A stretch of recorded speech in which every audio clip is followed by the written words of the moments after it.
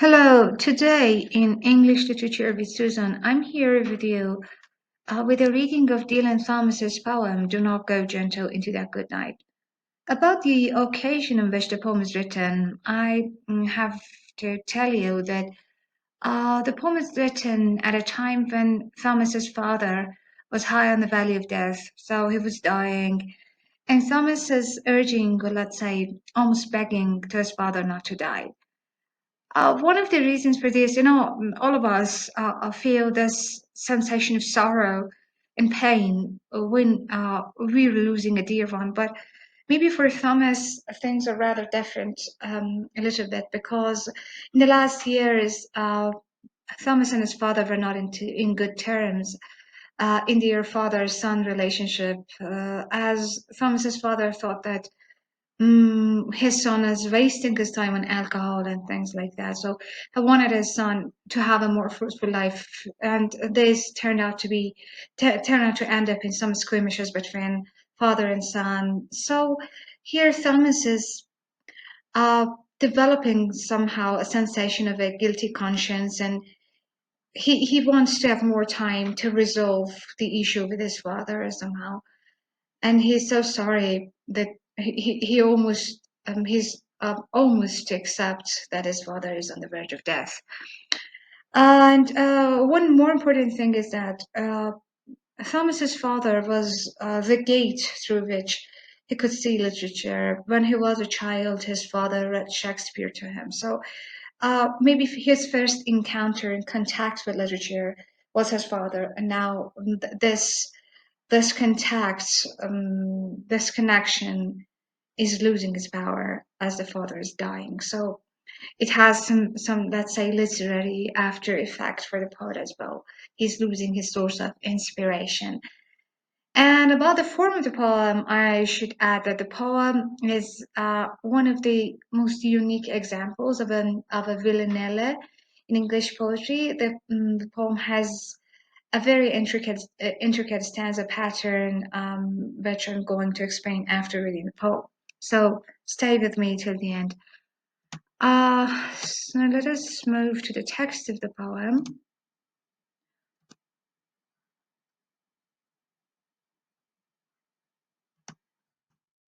Do not go gentle into that good night. Old age should burn and rave at close of day.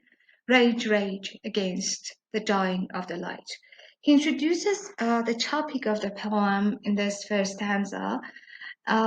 He thinks that even old people should fight against death. And then he's going to talk about this, that how different groups of people fight death. And the poem has an argumentation that he argues that when you're old, you have to rave, you have to rage against death. And then in order to convince his audience, his immediate audience is his father, he brings examples and evidences of people who fight for different reasons against death. The first group are wise men.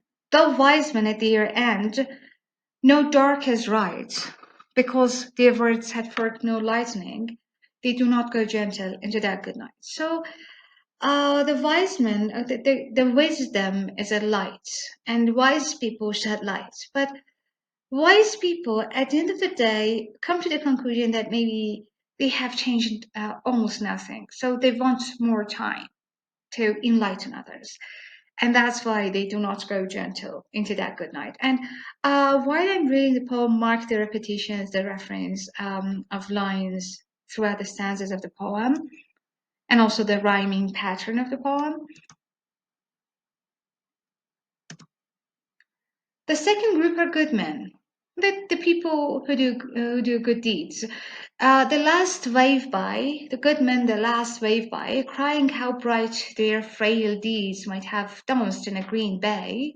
Rage, rage against the dying of the light. So good people they are greedy to do more. And that's why they don't like to die. So they want to do more good things to help others. And that's why they want to extend their contract with life. The third group are wild men who mostly waste their time, maybe wild men who caught and sang the sun in flight. So those who have a carpe diem attitude, those who seize the day, seize the moment, and they don't have an eye on posterity in the future. Wild men who caught and sang the sun in flight and learned too late. They grieved it on its way. So they have lost time. They've got old and they have no gain. So they want to live more to compensate for that, for the time they've lost. Do not go gentle into that good night. So each group of people have their own reasoning uh, to fight against death. Grave men, near death, who see with blinding sight, blind eyes could blaze like meteors and big gay, rage against the dying of the light. The grave men are those serious people who never laugh, who take everything too seriously, so they don't enjoy. And at the end of the day, they think that they were blind to the beauties of life, and they want to become gay to become happy. That's why they want to live more. And the expression "grave man" here might be at the same time a pun and an allusion. A pun on grave as serious, and also the grave meaning the real tomb, the real grave they put the corpse of dead body into. And if we consider this pun, we have to consider also the allusion to William Shakespeare's Romeo and Juliet, where Mercutio is dying. He says famously, "Ask for me tomorrow, and you will find me a grave man." Mercutio was always funny. He made jokes about everything, and here he's ironically telling us that he's dying. That if I don't make jokes, I'm a grave man.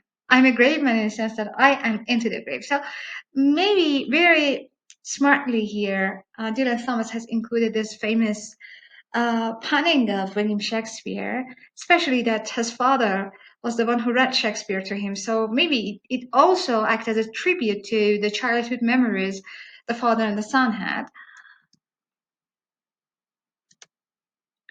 "And you, my father, there on the sad height." The sad height sat on the valley of death. The sad height is the valley of death, the famous, let's say, image of death in Christianity. "Curse, bless me now with your fierce tears, I pray." And now he's asking his father just to talk, so not to die. "Curse, bless me, tell something, say something, and just stop dying." So he's now even content that he hear curses from his father in order to have him a little bit more alive. Do not go gentle into that good night. Rage against the dying of the light. I have this experience that when I read this poem in my classes, my students start to cry.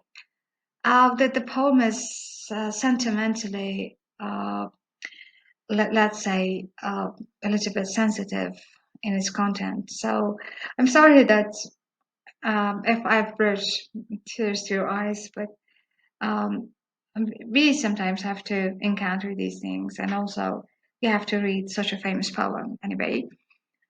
I At the beginning of the video, I talked about the form of the poem, which is a villanelle. Villanelle is a French form, and because of its intricacy and because of its difficulty, maybe it's not that much used in English literature. But Dylan Thomas shows his masterful hand in writing this poem. Uh, about the structure of the villanelle. It consists of 5 tercets and a quatrain, as we witnessed. There are 5 3-line stanzas and 1 4-line stanza, all in true rhyme. So that the whole poem, regardless of those repeated lines or those original lines which are written once in the poem follows 2 rhymes and a systematic repetition of lines 1 and 3 of the first tercet. I will show you uh, this pattern here. We have these tercets and the final quatrain. So 1, 2, 3, 4, 5 tercets, and the last quatrain, which is concluding the poem.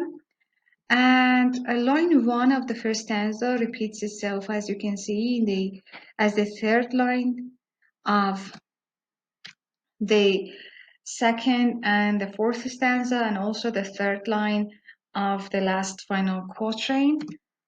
And the third line of the first stanza repeats itself in the third line of the third and fifth stanza, as well as the last line of the quatrain. So we see that the quatrain concludes everything, especially that, as we can see, these two lines are separate here with the intrusion of the second line, but we can see them together in the final stanza. And about the rhyme pattern, we have ABA, and this pattern repeats itself throughout the tercets, as you can see. And that's why maybe writing a Villanelle is difficult in English literature, because that the poet has to introduce new rhymes in every stanza. Especially the second line might be difficult because every time the word is also changing. In the third lines, it is easier because the line is a repeated one. And finally, we see the two A's together. So A, B, A is the stanza, the rhyme scheme of the final quatrain. So this was my introduction of Villanelle, alongside reading and introducing Dylan Thomas's famous poem, Do Not Go Gentle into That Good Night. I hope I could have contributed something to, to your already existing knowledge.